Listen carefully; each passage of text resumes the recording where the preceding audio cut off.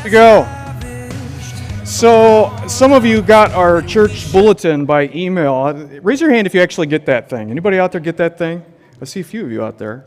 Did you know that you too could get an email that comes to you every single week? You could, and it has good things in it.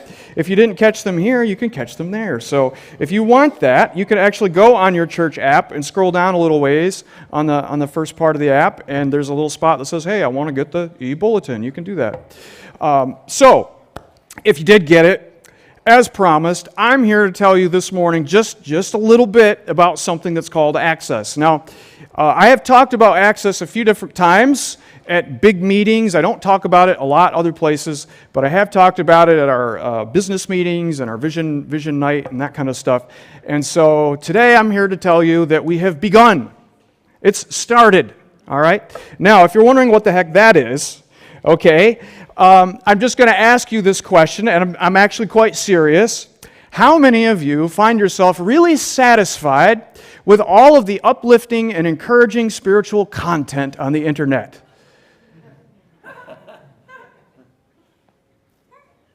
What? No, it's a cesspool. Okay, it's terrible. It's like a toxic waste dump out there. There are some good things out there. Don't get me wrong. There's a lot of good content out there, but it's like overwhelmed by the bucket. You know, it's a deluge of stuff that really isn't helpful at all. It's distracting. It has no purpose. It's poisonous, a lot of it. And so, if you've ever thought that to yourself, I'd like you to partner with us and become part of something that might just put a dent in that for somebody out there, and maybe for you too. So we have this channel on YouTube. It's part of something bigger, but it is called Access Life. And what I would like you to do, if you didn't see the link in your email, if you don't have it any other place, I would like you to actually pull your phone out.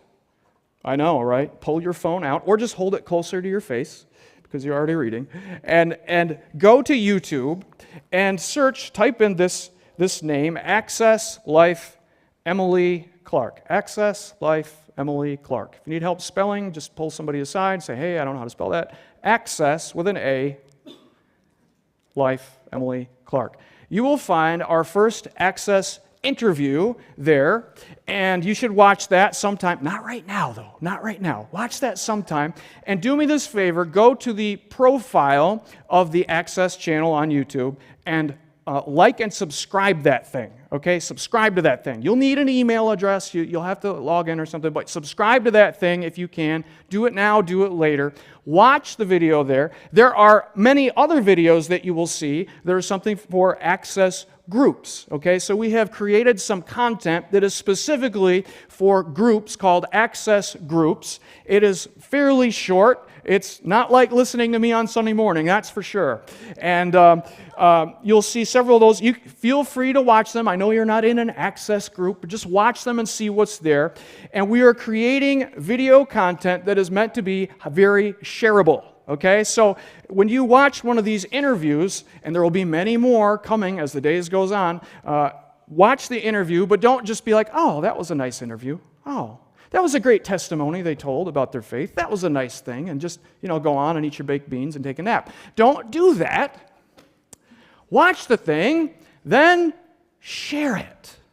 And share it on all of the social media platforms that you are a part of. Do it over and over and over again. Be obnoxious about it. Don't just do it one time and then be done. Share it later on in the week, or share it a couple weeks later. And of course, there's going to be many, many more videos coming, but we would like you to do that. That will help us to get seen and get visible. You'll see there aren't a whole lot of views yet. This is just brand new. Just a small group of people know about this thing right now. But as more people like and subscribe, we will see that other people who do not know this church will actually be able to see this stuff. It'll come up in their searches and feeds, and so they'll have the opportunity to hear something that might actually change their life for the better. All right? They might actually get a little bit closer to God by seeing something about Jesus that they never knew, never heard that way, never even crossed their mind before. And hopefully that's the beginning of something awesome. All right? So please do that. And we also have a website. You can go to accesslife.online. Okay, that's the whole thing, accesslife.online. And you'll notice you can find us on pretty much all of the major socials. You can find us on TikTok now and Instagram. That's our biggest spot. We're even on Facebook. You can find us on those things under the handle @accesslife.online. Okay? Brand new. Don't expect to see millions of people flocking to the channel. Okay? It's not like that yet, right? But Jesus has a way of doing what he wants to do and getting a hold of people's attention. All right?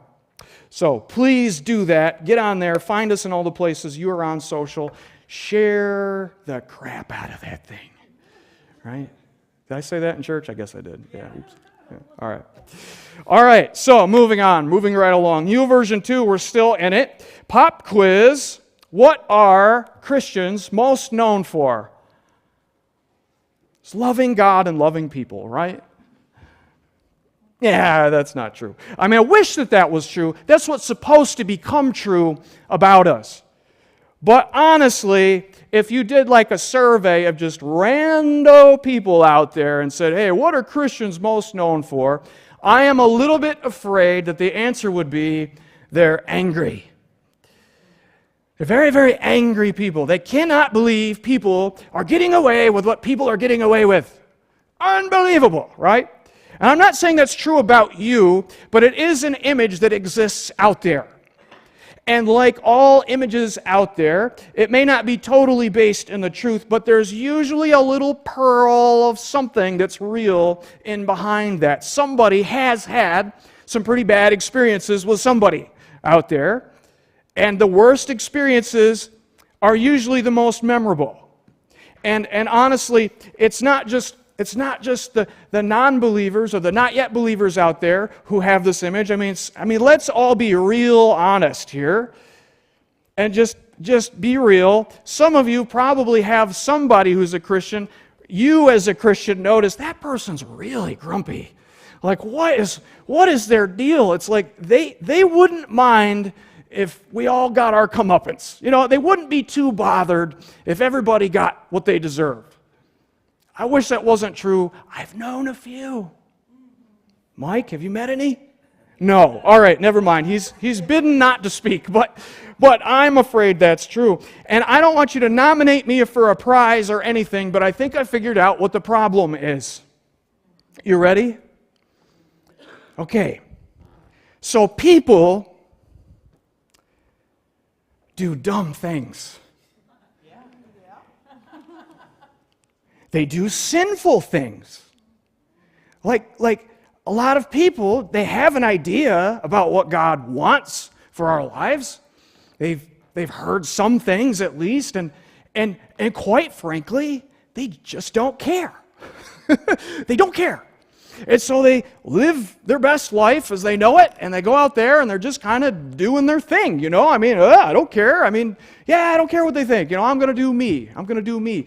And of course, you got all these people out there who are kind of just doing me, and people get hurt, right? People are careless. People are self-centric. People are focused on themselves only, and so they go around and they're whacking people and smacking people and maiming people, and a lot of people see that, and they don't like it, and especially Christians. They notice it. They're actually hyper-aware of sin because they have spent a good deal of time thinking about sin. And you'd think it would be really okay to be really angry at people for doing dumb things. Except the problem. There's a problem. There's a problem. Did you know what the problem is? We've all done the dumb things. You've done the dumb things too. Yeah. I didn't know that. Yes, you have. You've done sinful things even. Oh, I didn't know. Well, it's still sinful. It still dishonors God. I didn't know. Well, now you do, right?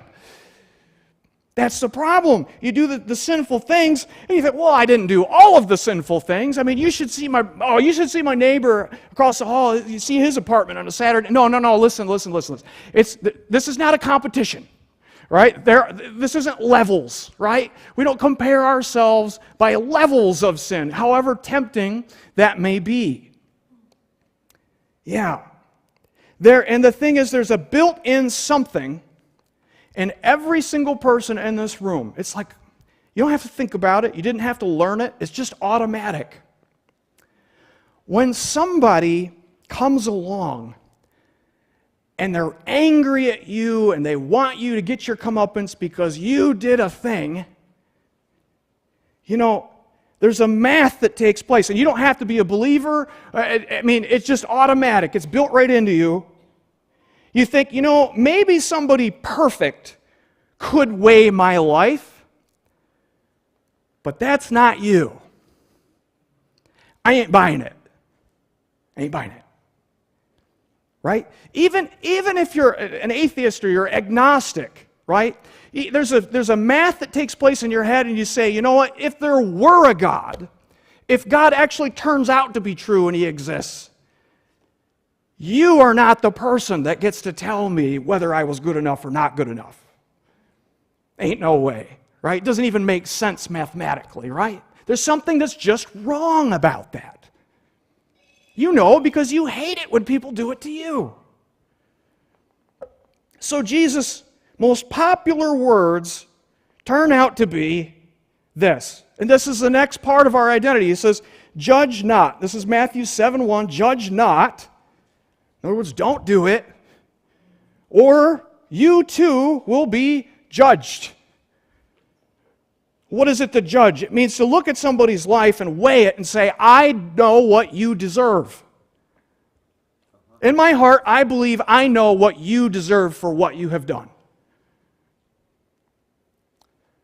It's a little arrogant, don't you think? Yeah, but we do it. We do. And we don't maybe go out of our way and say it out loud. Some of us don't have the gall for that, right? But we think it. When somebody does something particularly nasty that you can't ever imagine yourself doing, then it's really like, it wells right up. I can't believe how stupid you are. I can't believe how awful you are. And this is not to say you can't judge whether a thing is good to do or not, whether an action is a good thing or not to do. But to look at a person and weigh and decide that you can decide what people deserve is a big Jesus no-no. It's not your place. You don't hold that seat, right? Jesus says that in a number of places. It's inescapable. Why? Well, He says, for in the same way you judge others, you will be judged, and with the measure you use, it will be measured to you.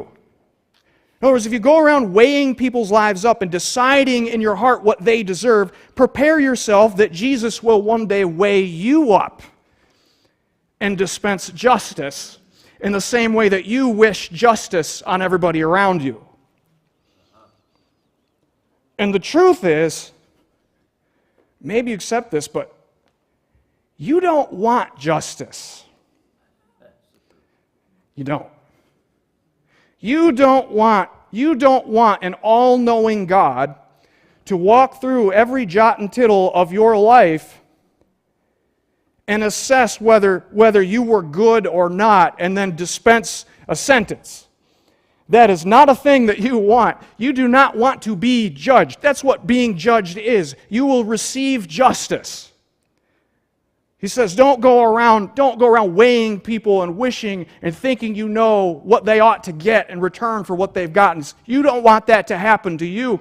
And if He does that to you, get this, He says He's going to dispense it in the same manner, by the same rubric that you go around deciding what other people ought to have. And get this, Jesus is actually more lenient to people than you are. Can you imagine that? He's not just threatening justice, He's threatening to be as hard on other people as you are. Thinking you know when you don't know their story, thinking you can understand, or you can justify why they never should have, ever could have, no. So the long story short, you don't want any part of that. You don't want judgment. So stay away from judgment. That is the bottom line. But it's not all. See, there's this rest of this thing here. You can't miss this, because He describes your calling. There's more than just not doing a thing. Don't judge. Okay, I'm not judge. Staying out of everybody's business. Okay, no, there's actually quite a bit here. He says, why do you look at the speck of sawdust in your brother's eye and pay no attention to the plank in your own eye. Matthew 7:3. It's kind of a rhetorical question. Why do we do it? Why? Ooh, I know why. I know why. Do you know why, Brett? I know why. See, there's something very satisfying about focusing on other people's dirt. Isn't there? Yeah. It makes me feel better about my own dirt. Right? Have you ever thought about this? Have you ever thought about how negative and nasty the news media is, really? I mean, do you get uplifted by turning on the news? Well, maybe somebody does, but I don't. I don't think you do either. So why do you do it? Well, I want to be an educated citizen. I want to be aware of what's going on in the world around me. Yeah, but you do it like clockwork. I mean, you don't even miss a day. You know what I'm saying? You could miss church like 50 times a year. You will not miss watching the news hardly at all. You ever wondered why that is? Why? Because it's focused on other people's dirt. It's just, wow, this guy's so awful, this guy's so bad. Can you believe it? It doesn't even matter if it's a good story. Hello, 5 rare puppies of a certain breed were born this week. Oh, that's awesome, right? They'll frame the thing up, 2 fewer puppies than were expected were born of this rare breed, and it's an incredible disappointment. On the scene is so-and-so, and this crowd of onlookers talking about how disappointed they all were. It's just like, well, how did you do that? That's how it is, and we're drawn to it. We're drawn to it because it makes us feel like maybe, hey, we're not so bad. You're supposed to know better, but in practice, right? Yeah. How can you say to your brother, oh, this isn't just rhetorical. I mean, this is really like, how can you do it? How can you say to your brother, let me take the speck out of your eye, when all the time there's a plank in your own eye? Oh, this is getting personal. How can you do that? Well, I mean, watch me sometime. I'll do it. I'll show you how I do it, right? I get really fed up with something or other in the world. I'm like, look at you, moron. What did you do that for? Maybe I just do it online, or maybe I do it in person, or maybe I just think it. What are these guys thinking? And you dwell on it, and you cook in it. Can't believe it. It's unbelievable. Yeah. And so, the truth is, he's bringing it out. There's something that's just wrong about being really angry and nasty and fed up about other people's dirt when you have dirt that has not been dealt with. Yeah. Now, everybody in the room who's ever been judged, Christian or not, everybody watching out there, I know you're out there watching because you're not here, and I know if you're not here, you're watching out there, right? So, everybody's ever been judged is like, well, wait. This is awesome. You tell him, Jesus. You tell him. I knew there was something wrong about this. I know. And everybody who's accidentally judged somebody, meaning well, but they weren't even aware of it, was like, whoa, go a little easy on me here. Stuff really does hurt. Pain is real. Damage is done. Stuff's happening. What are we supposed to do? Just walk around like ostriches with our head in the ground, down on the ground all the time? Just pretend everything's fine? Everything's fine. Everything's fine. Stay out of everybody's business. Leave everybody alone. Well, yeah. So you really need to listen to the rest of the thing. See, it's not really either one, right? There's a center in this, and Jesus is taking you to it. He says, you hypocrite, first take the plank out of your own eye. You see problems with other people, but you got problems. You got weaknesses, you got sin things you haven't dealt with, stuff you shrug off, stuff you avoid, stuff you pretend isn't real. He's like, first, okay, he says, let's just get something straight. You need to work on your dirt. You need to work on it. You get in there, work on it. Okay. So here's the lesson there. People's dirt is supposed to inspire you to work on your own dirt. That's the Christian reflex. That's a discipline that you're supposed to learn as a disciple of Christ. When you see sin, when you see dirt, you should go, oh, dirt. Oh, dirt's bad. I should start looking for more dirt. I need to filter some more, right? Because there's more in there. I'm disgusted by sin, and if I'm disgusted by sin, I should be disgusted if sin is inside of me still. So we got to keep working on it, right? You'll never attain perfection, but you should have a heart like Jesus describes in the beginning of this whole message, a heart of humility to constantly looking and saying, I want the righteousness of God in my life. I want to resemble my Father. That's the heart He's looking for. That's your ticket into the kingdom in the first place. So it should inspire you to work on your dirt. It should inspire you to get humble and actually get help with things that you haven't figured out how to conquer. And a lot of people would be fine if it ended there. Just, you hypocrite, work on your dirt. There's a comma. Did you see the comma? That's right. There's a comma. Yeah. It says, and then you will see clearly to remove the speck from your brother's eye. Wait, let me double check this. Is that supposed to be in there? It's supposed to be in there. I triple check everything before I put it up there. Aren't you glad? Yeah. And then you'll see clearly to help your brother out with his dirt. So, you actually have a calling to help people with their dirt. Did you know that? Oh, of course I did. Yeah, okay. Yeah. And the thing is, you're no good helping people with their dirt as a pretender. People don't accept help with their dirt from pretend clean people. Do they? I mean, do you? Do you take help from people? Do you take coaching and life advice from people that you're pretty sure actually have a whole lot of problems, but they're not saying anything about them? No. I don't. I ain't buying it. I may be hard to impress than the typical person, I suppose. But I ain't buying that you buy it either. Right?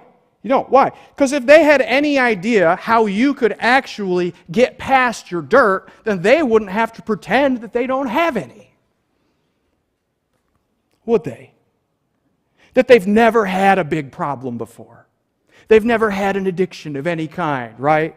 Okay, yeah, you live in the world of 2022. You've never been addicted to anything you shouldn't be doing. I mean, come on.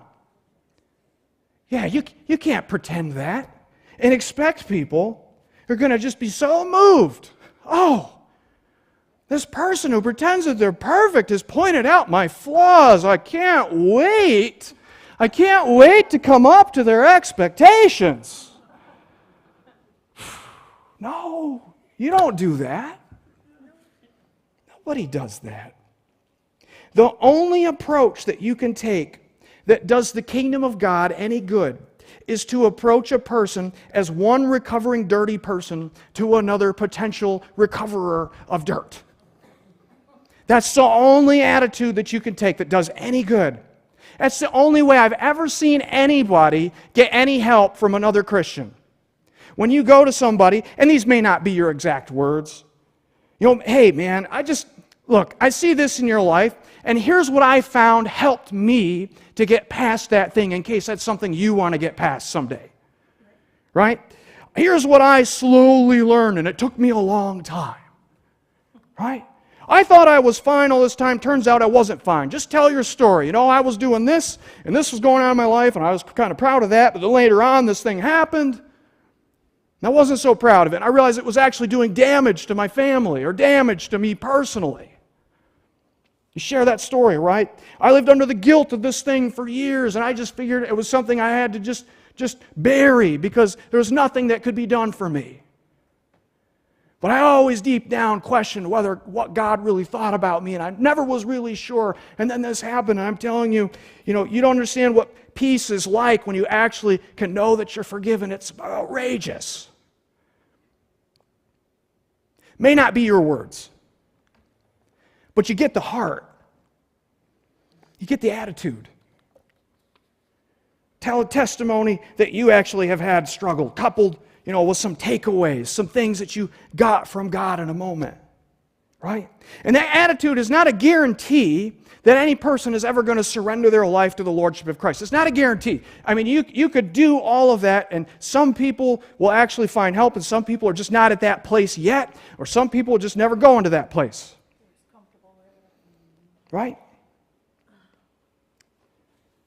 But it's the only thing I've ever seen help anybody.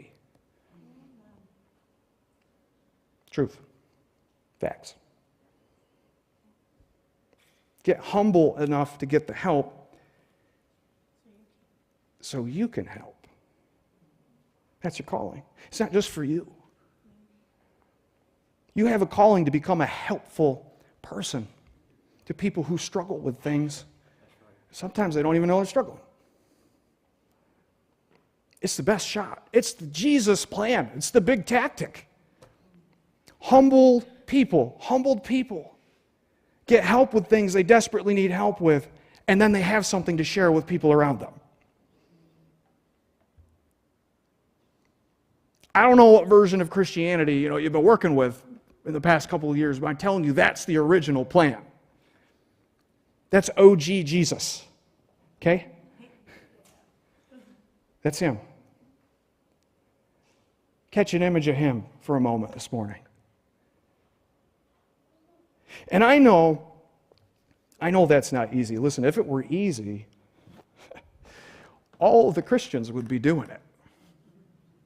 Right? All of them. Nobody'd be cocky, nobody'd be arrogant, nobody'd accidentally overstep and get critical when they don't really have the place to be critical. Nobody'd ever do that. It's not easy. And there are a number of reasons it's not easy, but I'm going to share something I see as the most common problem. I'm just going to tell you a little story to just paint the picture. So a soldier, goes into battle. Gets shot in the leg. Does happen. And so the medic calls over to him, dude, get over here. We got to take a look at that leg. No, we're not. We got the main objective. We're in this thing. We got to, we get to the end, and that's all that matters right now. I can still walk on it. I'm okay. We're going. So just leave it alone, right? And so later on, of course, he's limping. There's a bullet in there. He's limping. And here's the thing. He ought to be going to the doctor. But he's not. Why? Because he's a tough guy. I don't need that. I got pride. This is who I am. I'm a tough guy. I get over it. I get hurt, but I keep going. He starts to build his sense of identity around that. So he never gets it looked at. And then someday somebody puts a lot of pressure to him, really puts the screws to him and says, you're limping around and it's affecting everything you do, and you're always in a bad mood. Go get that thing, go to the doctor, get that thing looked at. So I don't want to deal with this person anymore. So he goes to the doctor, cranky guy. Doctor says, we got to get that thing out of there. You can't leave that in there. The guy says, oh, yes, I can. I've gotten used to it.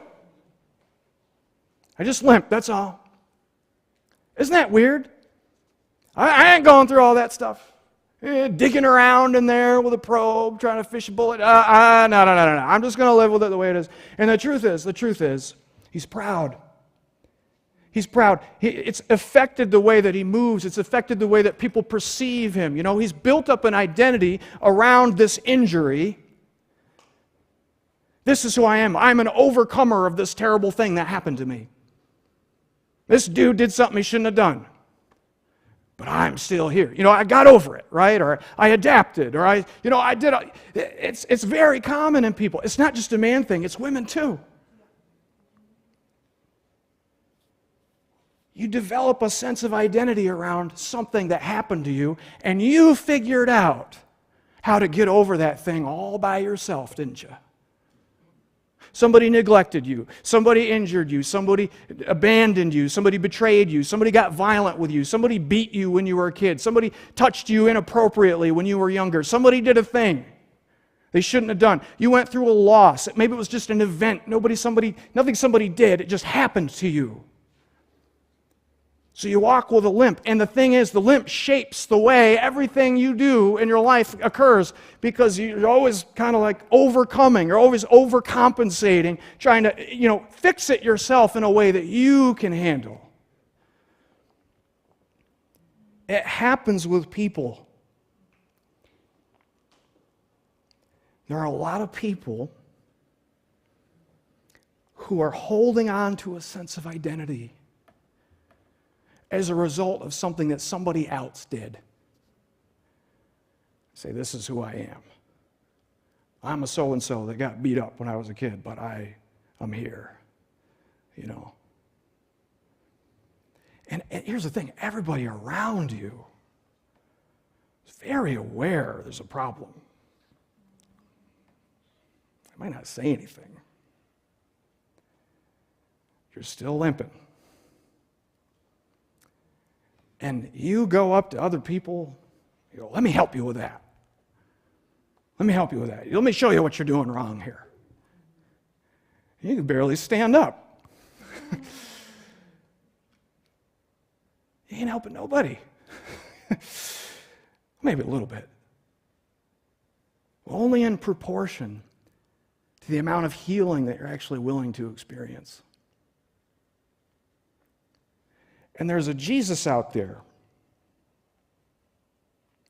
He's asking you a question. Do you really want to give the power to shape your identity to somebody or something other than God?